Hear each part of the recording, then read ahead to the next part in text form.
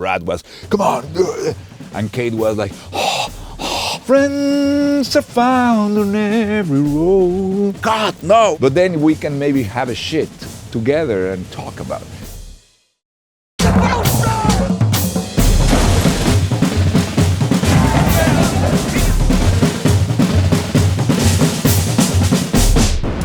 Vidéo Club. Oh my God, this is one of my favorites too. My wife and I saw in 2000 because I was presenting at that year Amores Perros. So I was competing in this little section in Cannes, yeah.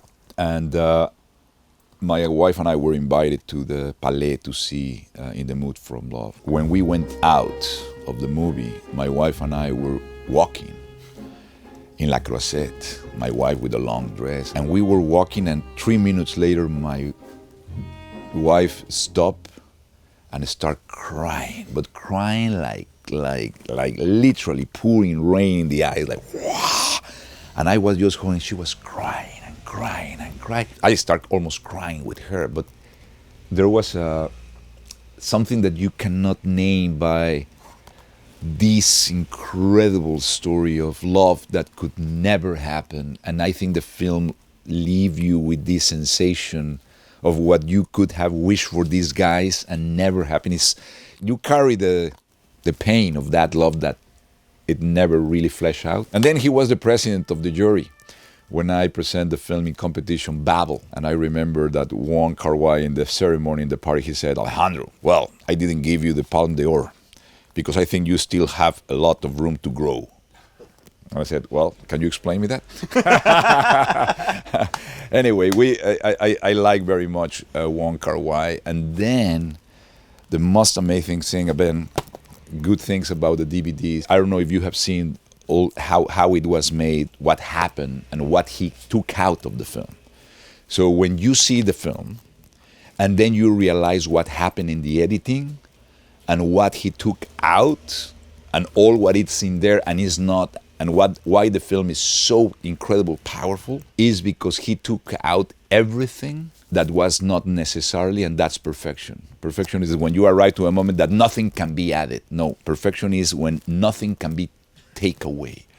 And he took away everything. But if you learn what was there, you will understand if that was there, it will be another film and it will have failed. But he detected and he tells what went out. I picked a movie there in the Asian part because, well, you give him Palme d'Or. Mr. Bong.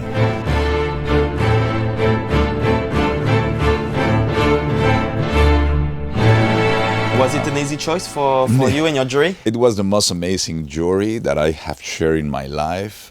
And there was pretty good films that year. And always a jury can become a very convoluted political, and everybody's kind of defending their own views of different films. But it was such an easy thing because what I said to these guys is, first, do not read reviews. So that don't get influenced by anything that is happening. So be pure and let's just be innocent and just be, Second rule was, let's not spend time by the films that we didn't like. I don't want to hear trashing films, and there's no reason, really. So because a jury, you can say, I don't like that, that's a piece of shit. So there's no time to be lost. So that was very productive and very rich, because then we were talking about the things that we love. And then was, let's judge the films because the films, not by political reasons or by paternalizing things. Or let's just talk about cinema, about what the merits of the film, beyond the circumstances that the film was made in the war, whatever, or this guy or this woman or this.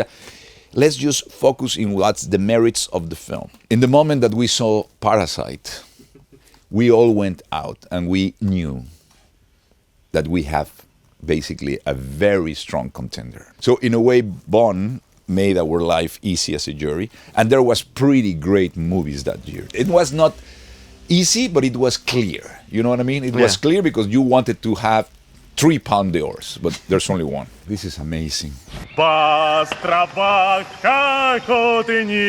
This was a film, Dersusala, that I saw when I was preparing The Revenant. The poetry and the beauty of this man and the story behind and the relation with the beauty. And it's kind of these movies of Kurosawa that The other one that I love, that it was very, very influential for me too, in Beautiful, that I did in 2011 with Javier Bardem, it was Ikuru. Ikuru. You know, I think those two films are very strange in Kurosawa sensibilities. Ikuru isn't.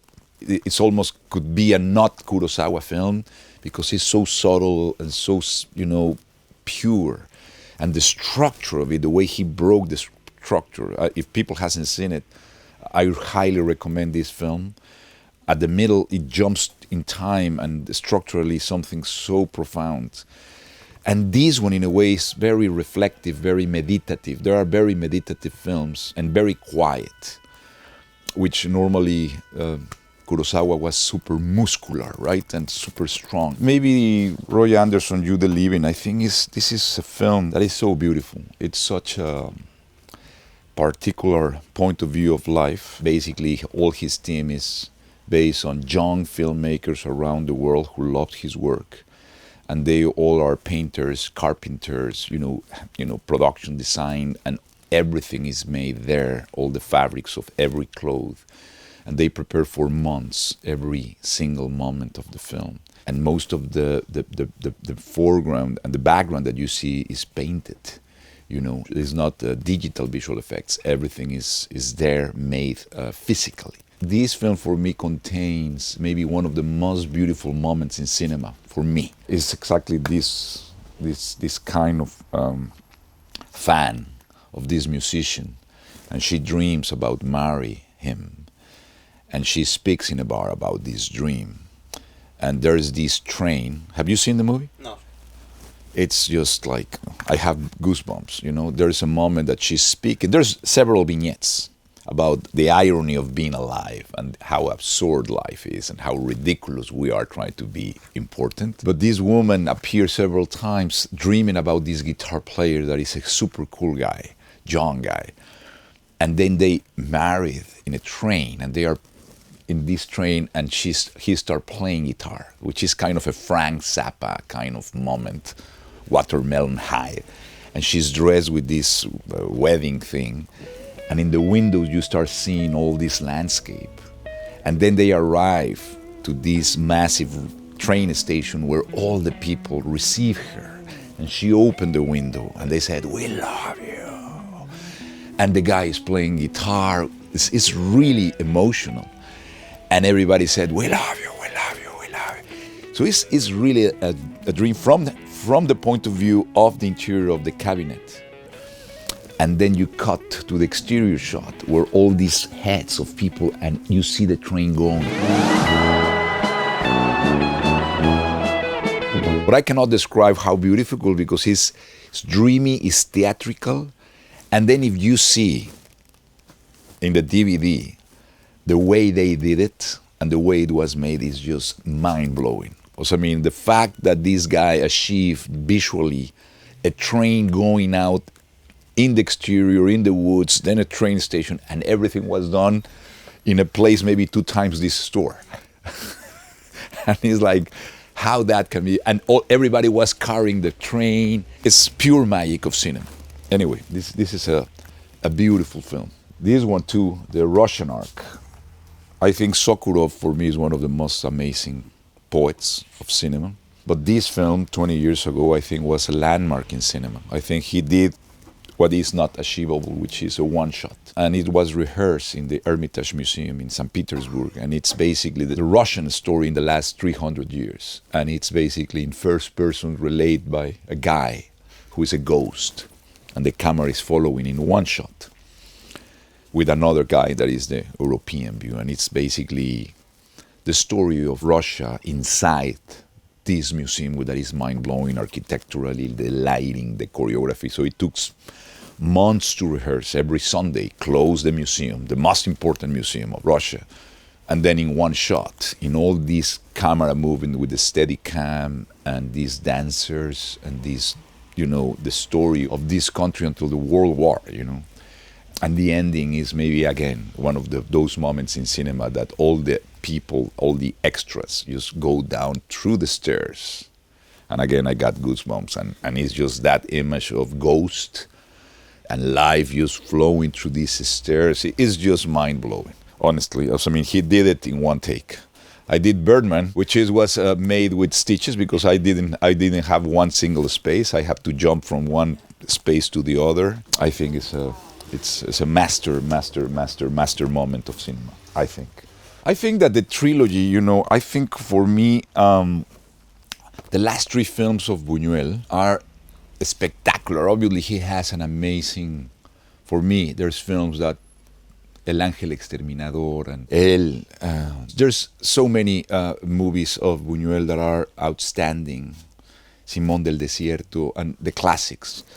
But I will say that his last films, when he was older, he suddenly started even getting freer than he was. And all the three of them, of the last three films for me, is a masterful way to liberate from conventions and even go further at the end of your life when you master whole things and you are not afraid of nothing. In this case, for example, El Fantasma de la Libertad, The Phantom of Liberty, I think that is a film with such a freedom, with no rules, and the commentaries he made about the church, the commentaries about the absurd of authority, of political things, and you laugh a lot in the film. He travels in time in the film. It's super inspired. I don't know if you have seen this film, but there's a scene that these guys, this reunion, they sit in a table, but the seats are WC. How you say when you shit? Yeah, toilets. Toilets. So the seats are toilets. So they get together in the table to shit, and everybody's talking. They are shitting, and they are talking about defecation, blah blah. And then a guy says, "Sorry, I have to go." So he goes to the bathroom or to a place, and then he starts eating alone. So he just changed the values as what will happen if for eating we will be afraid or ashamed to put food in your mouth in a hole in your face is disgusting. Right? So we should be alone doing that. But then we can maybe have a shit together and talk about it. Anyway, that's an absurd moment. But he said so much about society and about the rules that we create and the values that is so amazing. I pick one that, because of the actor, it's Carmine Profundo. Well, I think Daniel Jiménez Cacho in this film, in a way, it's I think one of the most great achievements of Arturo Ripstein, the Mexican director, which is a soldier. He has been making films for 50 years. His father was a producer. He was a producer of Buñuel. And actually, Arturo was the assistant of Buñuel in one film. So in a way, I will say that Arturo has been kind of a very important figure of the Mexican cinema, showing the young guys to really, no matter what, you make films. And I think this is one of his best films and the most recognized. And, Daniel Jiménez Cacho was incredibly young. I have the opportunity to work this time in Bardo, which is the best collaborator. If you don't know here the Arturo Ripstein, I think I will start with this one. The Red Shoes is almost like something impossible to make. I think the Kodachrome and the way the colors came, the production design that Paola Pressburger did. And I think there's a moment that they are going in a carriage and you see the river or the lake, and there's like the moon shine, which is the sun actually, but the way they did it, the location they chose, and the hour of the day that they shot, I was super impressed.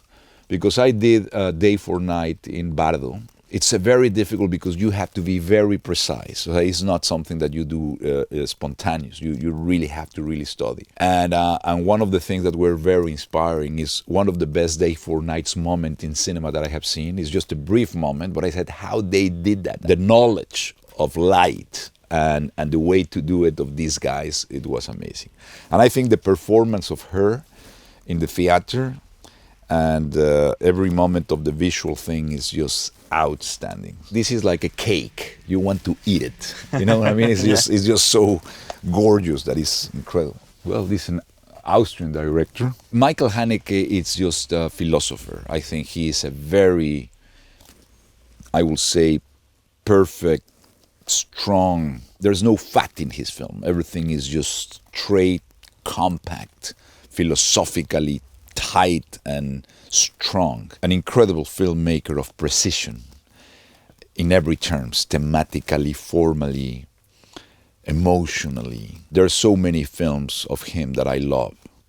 And this one probably is not his most, I will say, recognized film or famous film. But for me, there's something here that he did with Juliette Binoche. I think the way he shot it with long takes and with kind of an interconnection of these moments of these different characters in different parts of the world. Connected but not really, and just a commentary of social, political things that he made briefly. The beginning of the film is just outstanding. It's a long take. The choreography of it and what it's saying is very moving. But there's a moment that she's in a subway and some kids start scaring her and insulting her.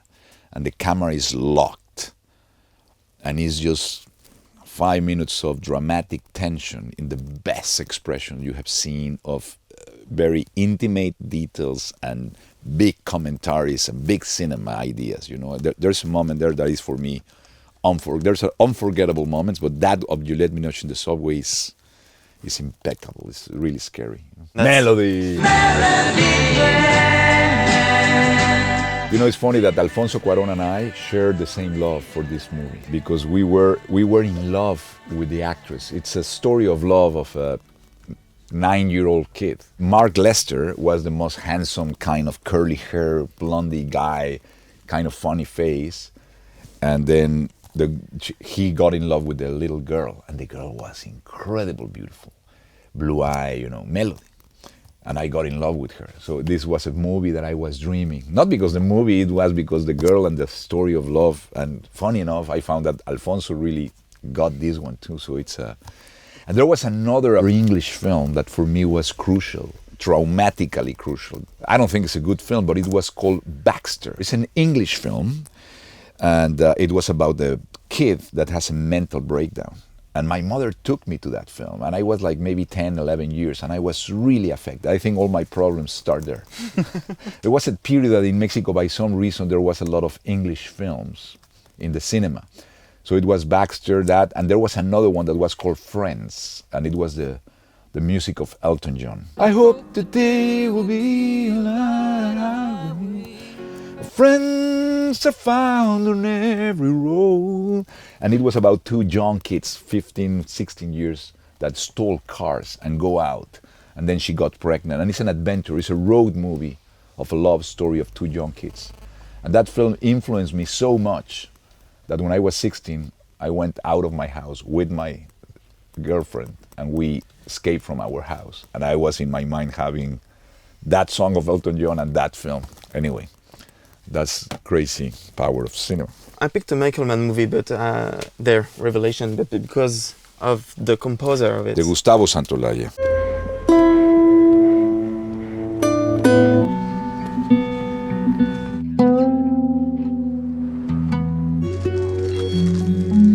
Gustavo Santaolalla have a piece which is Ushuaia, and that piece of music is just amazing.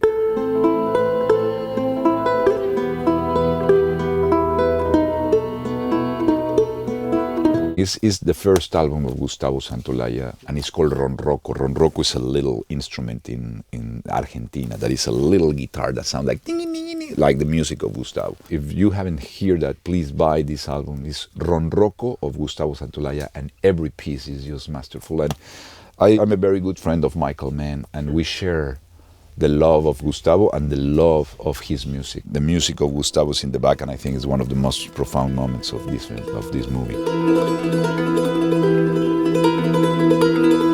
I've read somewhere that before filmmaking, you've made music for films. Yes. You were a composer, is that true? Very bad films, by the way. I think the films that I did music was like... I tried to search, but I didn't find them. You know, it was this cheesy company of a friend of mine that passed away 2 years ago that was my producer and was my friend, and his uncle was a Cuban guy that arrived in Mexico, and they put this company and they produced this cheesy semi-TV soap opera, sexually driven, with big woman, with, you know, kind of cowboy, a ridiculous guacamole of film. You know, I was 20 years old. I want to make money, and me and a friend, he had a studio. He was a proper musician, academic musician. So we made a lot of things together. And they offer us, and they pay us like $150 to make the whole score. And I said, yes, of course. So we spent all the night doing the score, which was very simple, but I love it. I love it. Even if it was the most cheesy film, for me, the music was like, oh, this music is better than the image, according to me. Anyway, it's so cheesy. I would love you to see it. Just to see the cover, it's already a great joke. Maybe we can find it on the internet. Like, what is the name? Garra de tigre, I think.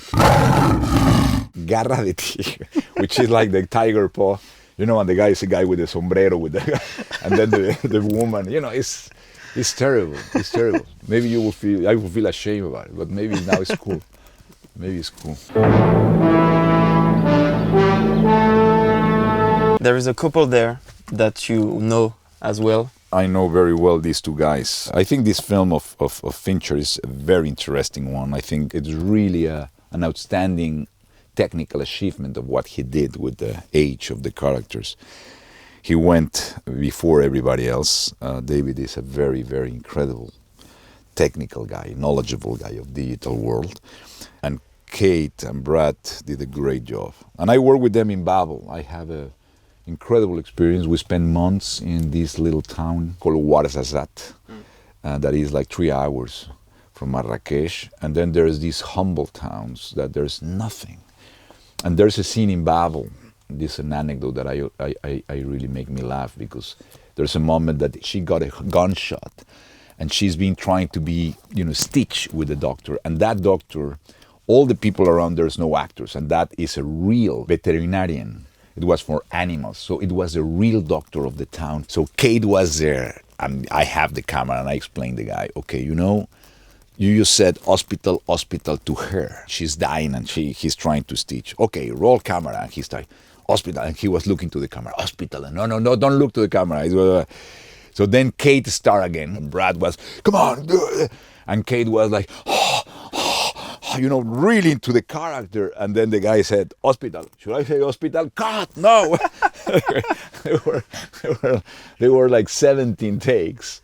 Trying for this veterinary, which was a lovely guy, but he didn't understand where was the camera, who he has to talk with. I mean, it was ridiculous when you put great actors at that level, giving themselves with non-actors. That's the risk that you have. Anyway, it was a funny salad of it was almost like a comedy. Anyway, but yeah, I love Kate, one of the top for me. As Isabel Huppert, I think both of them are in the heaven, and Brad is a great guy. He has an incredible physical appearance. So, yeah. Well, I think I need to wrap this, but thank you. No, thank you very much. There is plenty of it that we haven't talked about yet. I love Titane, by the way. Oh yeah? I really love Titane. I think she's an amazing filmmaker. I was really into the film immediately, visually, thematically, and then the ending, I was just like, wow. So it took me to a place that I was really shocked. You saw it? Yeah, sure. You like it? Yeah, a lot. Impressive, no? Yeah, very impressive. Very impressive filmmaking. Well, thank you very much. Thank you very much to you. Thank you for having me here. It's so... Yeah, it was amazing. So delicious.